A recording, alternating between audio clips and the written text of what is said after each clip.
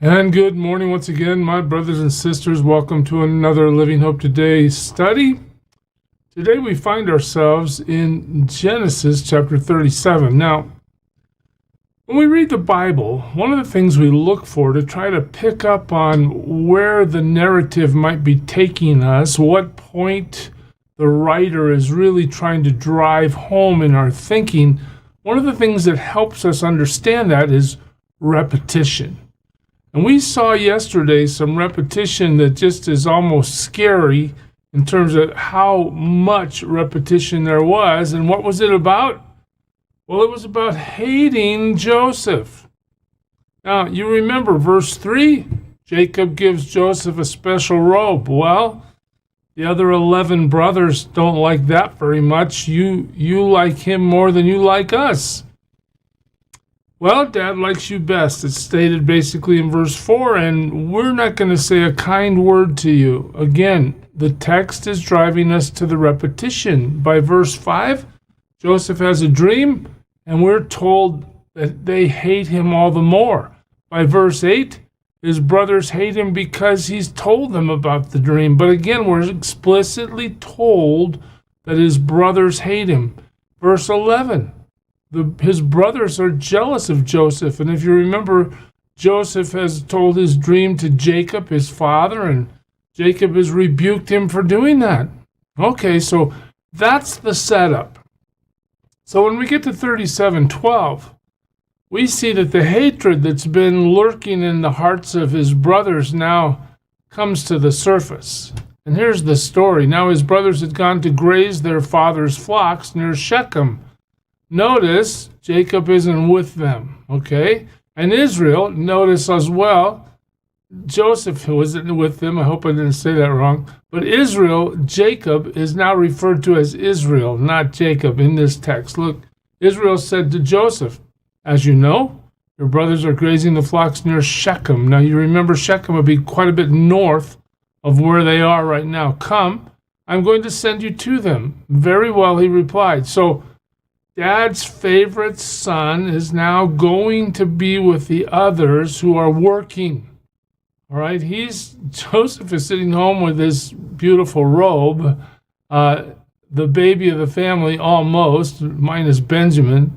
But in the end, the other brothers are out in the field working. Okay, here comes the little brother. So he said to him, go and see if all is well with your brothers and with the flocks, and bring word back to me. And then he sent him off from the valley of Hebron, that's quite a bit south of here, where he's going, Shechem. And when Joseph arrived at Shechem, what happens?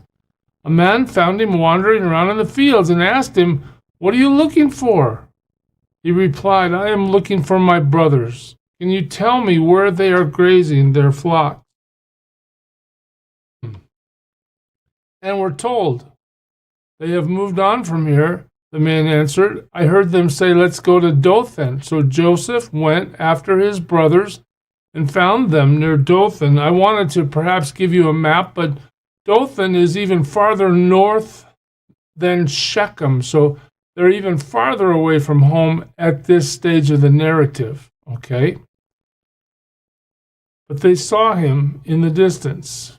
And before they reached him, they plotted to do what? To kill him. That's how hatred is, right? You start harboring hatred in your heart, and all of a sudden you do things that are just completely terrible. And here we have 11 on 1. We're going to kill Joseph when he gets here. Why? Because of all the things we just talked about. He's got a special coat from Dad. Dad likes him best. He has dreams where we're bowing down to him. He ratted us out to Dad. If you remember earlier in the chapter, he's told his father a bad report about them. Okay, well, they're just sick and tired of young Joseph. What are we going to do? We're going to kill him. Oh, okay. Here comes that dreamer, they said to each other. Again, notice how the text brings us back to what really irritates them.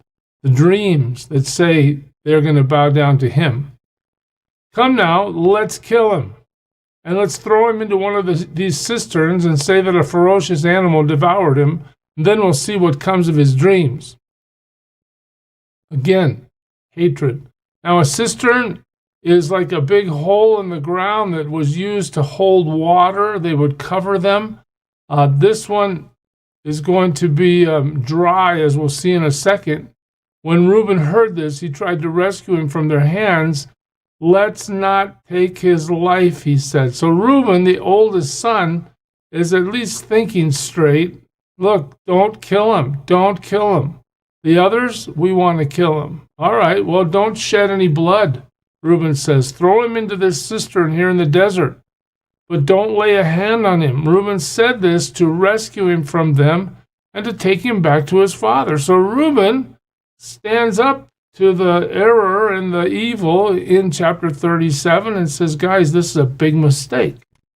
All right, so Joseph has been coming towards them all this time.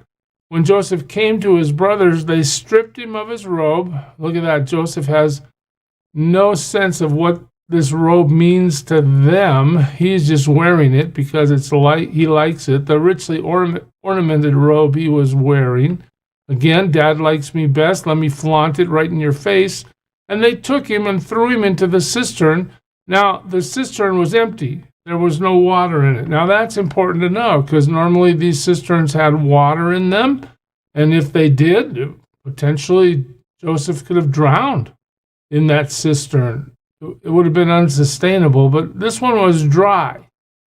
All right, there's no water in it. The text makes sure we understand. As they sat down to eat their meal. Wow, okay. We're going to take our brother's robe. We're going to throw him into the cistern. What should we do now? Oh, let's have lunch. As they sat down to eat their meal, they looked up and saw a caravan of Ishmaelites coming from Gilead. All right, here comes a whole caravan of people and goods and camels. And their camels were loaded with spices, balm, and myrrh, and they were on their way to take them down to Egypt. So now this group is traveling from north to south. Dothan is considerably north of where Jacob is living. So here comes the caravan.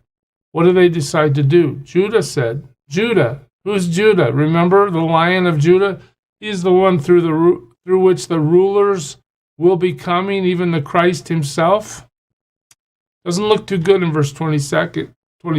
Judah said to his brothers, what will we gain if we kill our brother and cover up his blood? Let's not kill him. Come, let's sell him to the Ishmaelites and not lay our hands on him after all. He is our brother, our own flesh and blood. The brothers agreed. So now Judah, as an intermediary, takes steps to save Joseph, but still, the loving brotherly response might be that, hey, you know, our brother's kind of messed up. His ego is a little off the charts, but we're not going to kill him and we're not going to sell him. But the plan becomes a reality. Let's get rid of Joseph. Now, one thing you've got to see in this narrative, okay, and I hope you can see it well, because Joseph for sure is doing exactly what his father wanted him to do, and he's having a really bad day, right? He's lost his favorite robe that his father made for him.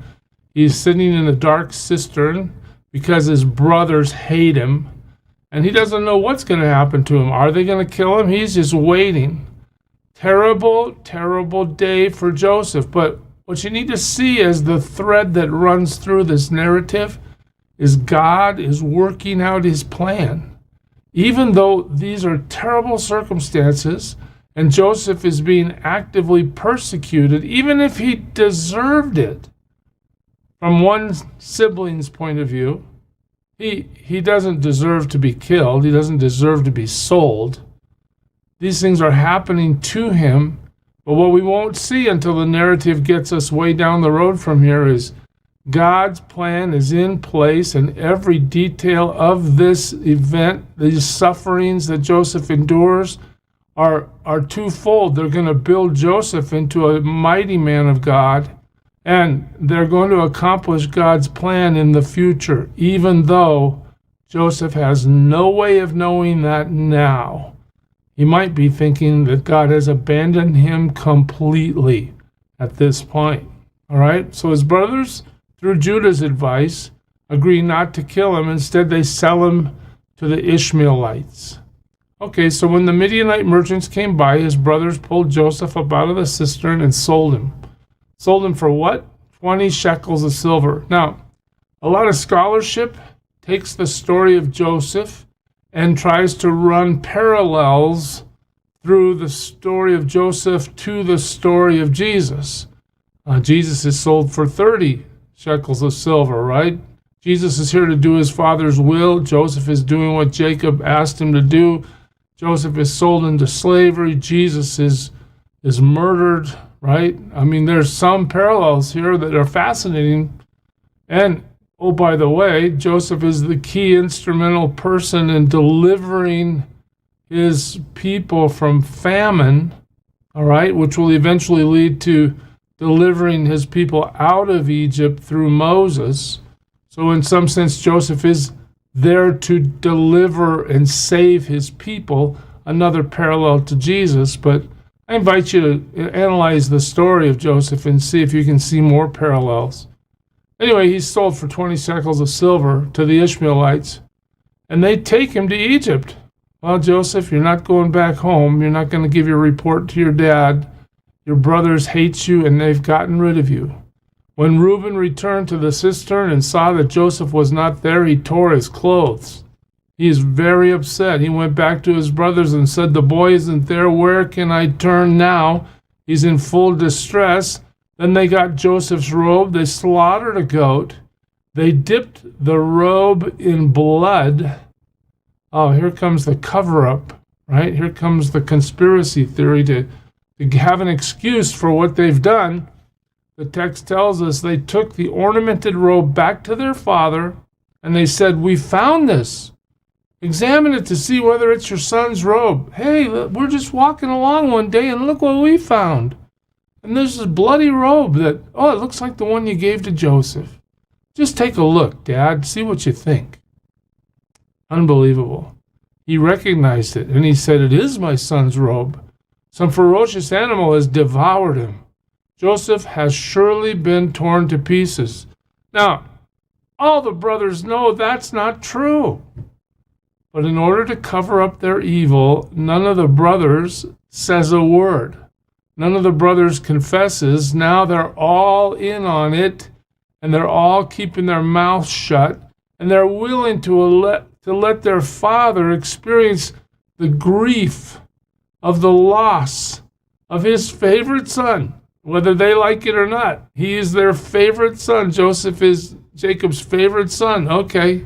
They're willing to let Jacob suffer the grief of the loss of his son because of their hatred for Joseph.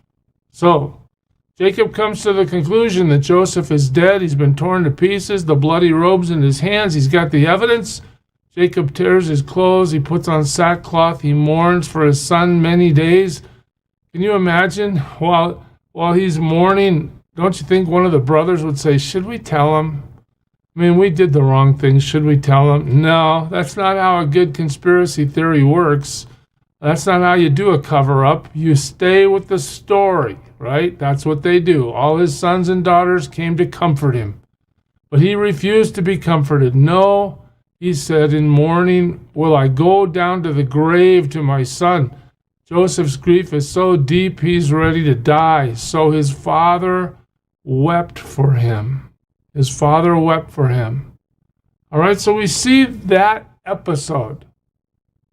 Joseph is betrayed by his brothers, sold into slavery to the Ishmaelites who are walking to Egypt.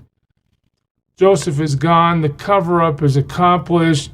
Jacob is mourning the loss of his son. The brothers say nothing. They allow it. They just comfort him. "It's okay, Dad. You'll be all right."